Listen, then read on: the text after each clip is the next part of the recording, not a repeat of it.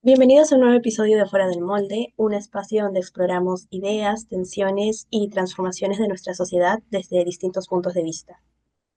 Hoy nos sumergiremos en una conversación que cruza la historia, la filosofía y los derechos humanos. Para ello, nuestras cuatro voces se enfrentan en un diálogo dinámico. Alexander y yo, desde una perspectiva modernista neutral, y Mafer y Cristina, defendiendo una mirada postmodernista afirmativa. Acompáñenos a escuchar cómo estas corrientes culturales, separadas por un ciclo de historia, siguen resonando en los debates actuales sobre género, libertad y justicia. Claro, como siempre tenemos que empezar explicando qué es el modernismo y el posmodernismo. Yeli, ¿nos puedes contar un poco sobre el modernismo? Por supuesto, el modernismo fue un movimiento artístico, cultural y literario que surgió a finales del siglo XIX. Este apareció como una forma de romper lo tradicional, con reglas estrictas que la sociedad imponía.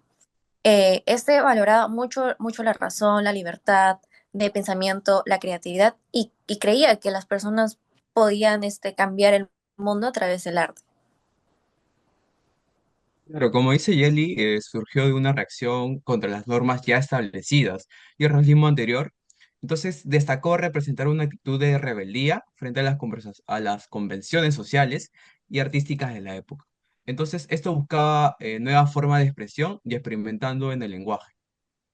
Bueno, ahora el posmodernismo es una corriente filosófica y cultural que apareció a segunda mitad del siglo XX como crítica al modernismo y a sus bases intelectuales. El posmodernismo refleja una visión más diversa, plural y relativista del mundo. Así es, el posmodernismo acepta la coexistencia de las múltiples verdades y formas de expresión, y se caracterizó por su escepticismo hacia las grandes narrativas y el uso frecuente de la ironía y su valoración por lo subjetivo. Ahora ya que tenemos claro qué es el modernismo y el posmodernismo, es hora de hablar de la razón por la que estamos aquí, que es para debatir lo siguiente. ¿Qué papel juegan el modernismo y el posmodernismo en el reconocimiento y la defensa de los derechos de la comunidad LGTB? Bueno, yo comienzo destacando que el modernismo rechazaba las convenciones sociales de la época y buscaba nuevas formas de expresión, aunque no hablo directamente sobre los derechos LGTB.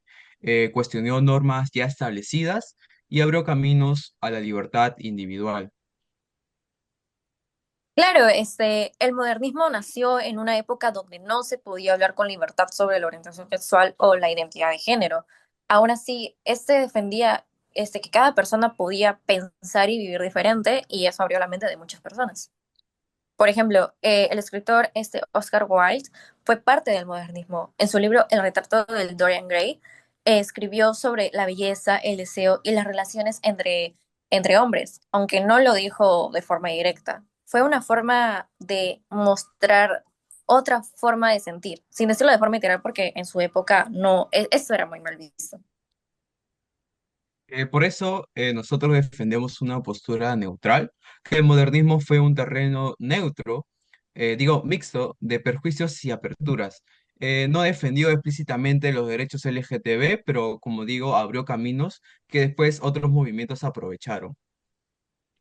Bueno, en cambio, como Cristina y yo ya mencionamos anteriormente, el posmodernismo acepta las múltiples perspectivas y la falta de una verdad única. En ese sentido, su compromiso es claro. Esta corriente critica las etiquetas impuestas por la sociedad y reconoce que la identidad de género y la orientación sexual no son una verdad fija. Claro, por ejemplo, la filósofa estadounidense Judith Butler en sus obras argumentó que el género es un performance social y no una esencia biológica. Con eso se refiere a que la idea del género no es algo inherente o natural, sino más bien es un conjunto de actos y comportamientos que vamos aprendiendo en el camino y que representamos en un contexto social. Por eso nosotras creemos que el enfoque más liberador para la comunidad LGTBIQ+, es el postmodernismo. No, ¿no creen que no es peligroso dejar todo en lo simbólico? Si el lado relativo, nada se puede proteger legalmente. No creo que sea dejarlo en lo simbólico. Las leyes sin un cambio cultural real no son suficientes. ¿De qué le serviría a alguien poder casarse si igual sigue siendo violentado por ser quien es, por su identidad de género? Y ya, entiendo tu punto. Pero creo que a veces el posmodernismo cae en una crítica constante, pero sin una propuesta establecida. Por ejemplo, sin el modernismo no habríamos tenido a Oscar Wilde ni a Virginia Woolf, que en su novela Orlando hablaba de un personaje que cambia de sexo. Aunque lo hacían con cuidado, esas historias ayudaron a que la gente empiece a pensar distinto. Entiendo tu punto, pero ¿estás segura de ello?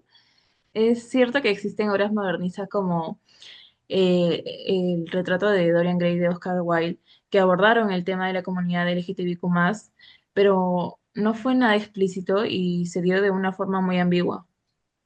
Exacto. Y el final trágico que tuvo Oscar Wilde representa el problema con la ambigüedad del modernismo. Oscar Wilde fue encarcelado por su homosexualidad y luego de que fue libre sufrió abusos y humillaciones públicas por las personas que lo reconocían. Bueno, es cierto que Wilde fue víctima de su tiempo, pero también es cierto que su obra dejó una huella, aunque no haya sido explícitamente, y eso también abrió nuevos caminos, como repito. Tal cual, el modernismo no fue la solución completa, pero fue el inicio de un cambio. Si no se hubiera roto con lo tradicional, hoy en día ni siquiera estuviéramos hablando de este tema, porque nos dio las primeras herramientas para pensar sobre la libertad, la identidad y también la diferencia. Claro, pero el modernismo sí tuvo avances, pero no fue suficiente porque nunca se posicionó como con claridad. El postmodernismo no tiene miedo de nombrar lo que le incomoda. Hoy en día la ambigüedad ya no es una opción porque la realidad exige respuestas más claras. Exacto. Hoy en día eso no es suficiente. El posmodernismo no solo cuestiona el pasado, sino que plantea una nueva forma de vivir su identidad y de reconocer la identidad como un valor, porque no basta solamente con tolerarlo, sino que debe de haber un cambio real. Podríamos seguir debatiendo por horas, pero es momento de cerrar este intercambio de ideas. Quedó claro que tanto el modernismo como el posmodernismo han sido claves en el camino de los derechos LGTBIQ+, pero desde distintas posiciones. Así es. Uno abrió la puerta desde lo simbólico y lo estético y el otro entró de lleno en la crítica y la transformación cultural.